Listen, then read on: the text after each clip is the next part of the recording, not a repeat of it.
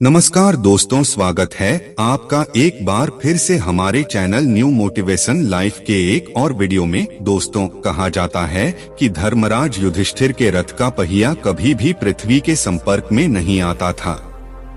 इसका कारण यह है कि धर्मराज सदैव धर्म में स्थित रहते थे। उन्होंने कभी एक भी असत्य नहीं बोला। फिर भी धर्मराज को नरक की यात्रा करनी पड़ी। उसने कौन सा अधर्म किया जिसके कारण धर्मराज को नरक की यात्रा करनी पड़ी? आइए जानते हैं। दोस्तों, वीडियो को शुरू करने से पहले आपसे विनती है, यदि आपने अभी तक हमारे चैनल को सब्सक्राइब नहीं किया है तो सब्सक्राइब कर लें और वीडियो को एक लाइक करके कमेंट में जय श्री नारायण लिखकर प्रभु को अपना आभार व्यक्त करें। दोस्तों, महाभारत युद्ध की समाप्ति के बाद पांडवों ने लंबे समय तक शासन किया। जब कृष्ण का वंश नष्ट हो गया और कृष्ण, बलराम आदि की मृत्यु हो गई, तब पांडवों ने भी पृथ्वी त्यागने का निर्णय लिया।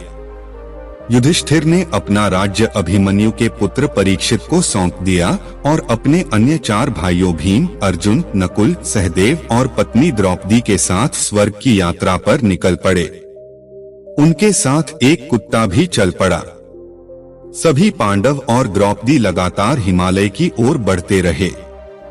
रास्ते में एक एक करके उनके 4 भाई भीम, अर्जुन, नकुल, सहदेव और पत्नी द्रौपदी की मृत्यु हो गई। लेकिन वह कुत्ता धर्मराज के साथ यात्रा करता रहा।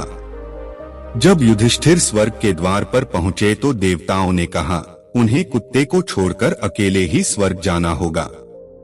इस पर युधिष्ठिर ने कहा, जहां मेरे 4 भाई और पत्नी यहां आने में असफल रहे, वहां यह कुत्ता स्वर्ग के द्वार पर आने में सक्षम है। यह भी मेरे ही समान स्वर्ग जाने योग्य है। मैं इसे नहीं छोड़ सकता। उसका उत्तर सुनकर वह कुत्ता भगवान बन गया। आकाशवाणी हुई कि युधिष्ठिर परीक्षा में सफल हो गए हैं और वे स्वर्ग जा सकते हैं। जब युधिष्ठिर स्वर्ग पहुंचे तो उन्हें वहां अपने भाई और पत्नी नहीं दिखे। उसे बहुत आश्चर्य हुआ। वे सब कहां चले गए? यह प्रश्न उसके मन में बार बार आने लगा। जब युधिष्ठिर ने अपने भाइयों और पत्नी के बारे में पूछा तो देवता उन्हें नरकलोक ले गए। युधिष्ठिर को अपने 4 भाइयों के साथ एक पत्नी भी मिली। भीम, अर्जुन, नकुल, सहदेव, कर्ण, द्रौपदी आदि सभी को नरक में भारी यातनाएं सहनी पड़ी। उन्होंने युधिष्ठिर से प्रार्थना की कि वे उन्हें कुछ समय के लिए और नरक में ही रोक लें, क्योंकि उनकी उपस्थिति से उनकी पीड़ा कम हो रही थी। तब युधिष्ठिर ने देवताओं से कहा कि वह अपने भाइयों के साथ नरक में रहना पसंद करेंगे। उसी समय नरक का दृश्य लुप्त हो गया और युधिष्ठिर ने स्वयं को अपने सभी भाइयों तथा पत्नी सहित स्वर्ग में पाया। जब युधिष्ठिर ने देवताओं से नरक में जाने का कारण पूछा तो उन्हें बताया गया कि उन्होंने अपने गुरु द्रोणाचार्य को अपने पुत्र अश्वत्थामा की मृत्यु के संबंध में आधा सच बताया था। इसी कारण उसे नरक की यात्रा करनी पड़ी। दरअसल अश्वत्थामा नाम का हाथी मारा गया था, लेकिन कृष्ण की सलाह पर उन्होंने द्रोणाचार्य को बताया कि अश्वत्थामा मर गया था, नर या हाथी। द्रोणाचार्य जानते थे कि युधिष्ठिर कभी असत्य नहीं बोलते। उन्होंने युधिष्ठिर की बात को सत्य मानकर युद्ध में अपने हथियार त्याग दिए और बैठ गए। द्रोणाचार्य की इस ध्यानमग्न निःशस्त्र अवस्था में दृश्युमायन ने उनका वध कर दिया।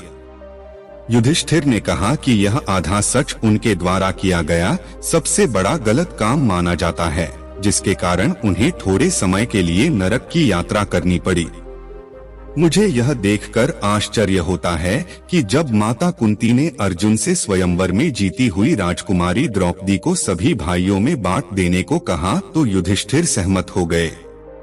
क्या सभी भाइयों का पति बनने के फैसले का विरोध न करना गलत नहीं था?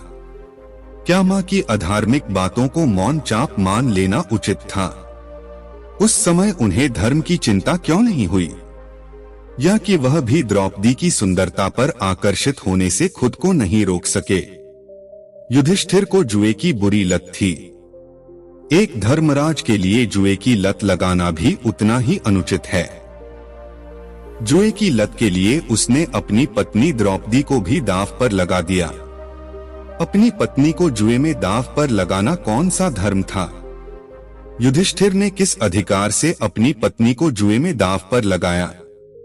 क्या इससे भी बुरा कोई अधर्म कार्य हो सकता है? इसके अलावा जब दुःशासन भरी सभा में द्रौपदी को निर्वस्त्र करने का प्रयास कर रहा था तब भी वह शांत रहा। क्या जुए की मर्यादा का पालन करना अपनी पत्नी की मर्यादा को भंग होने से बचाने से अधिक महत्वपूर्ण था? ये कैसी गरिमा थी? यह कैसी धार्मिक गतिविधि थी? वह किस प्रकार की व्यवस्था स्थापित करने का प्रयास कर रहे थे? अज्ञातवास में भी जब कीचक द्रौपदी पर बुरी नजर रखता था तब भी युधिष्ठिर ने कुछ नहीं किया। वह शांत रहा क्योंकि उसके लिए अज्ञातवास की शर्तों का पालन करना अधिक महत्वपूर्ण था, ताकि एक बार अज्ञातवास समाप्त होने के बाद वह उसके राज्य पर दावा कर सके। क्या कीचक से पत्नी की रक्षा न करना अधर्म नहीं था? यह बहुत आश्चर्य की बात लगती है कि युधिष्ठिर अपनी पत्नी के साथ एक वस्तु की तरह व्यवहार करते रहे, लेकिन महाभारत के रचयिता व्यास की नजर में धर्मराज द्वारा किया गया यह कृत्य अधर्म नहीं था। यह बात समझ से परे है कि महामुनि व्यास द्वारा रचित महाभारत में देवताओं ने युधिष्ठिर द्वारा अपनी पत्नी के साथ वस्तु जैसा व्यवहार करने को उतना अधर्मी नहीं माना जितना कि कृष्ण के उकसाने पर अश्वत्थामा के संबंध में गुरु को अर्धसत्य कहना। देवताओं की दृष्टि में धर्म और अधर्म की परिभाषा का आधार क्या था? मेरे लिए युधिष्ठिर ने अपनी पत्नी द्रौपदी को एक वस्तु के रूप में माना, जुए में द्रौपदी का पीछा करना, और जब द्रौपदी को भरी सभा में निर्वस्त्र किया जा रहा था तब उसकी रक्षा करने का कोई प्रयास नहीं करना युधिष्ठिर द्वारा किया गया सबसे बड़ा अपराध था। मित्रों, आशा करते हैं कि आपको यह समझ आ गया होगा कि युधिष्ठिर ने कौन सा अधर्म किया जिसके कारण धर्मराज को नरक की यात्रा करनी पड़ी। दोस्तों, वीडियो के अंत में आप लोगों से निवेदन है कि ये थे आपने अभी तक हमारे YouTube चैनल को सब्सक्राइब नहीं किया तो सब्सक्राइब करके वीडियो को एक लाइक करें और कमेंट में जय श्री कृष्ण जरूर लिखें। दोस्तों, वीडियो को पूरा देखने के लिए बहुत बहुत धन्यवाद।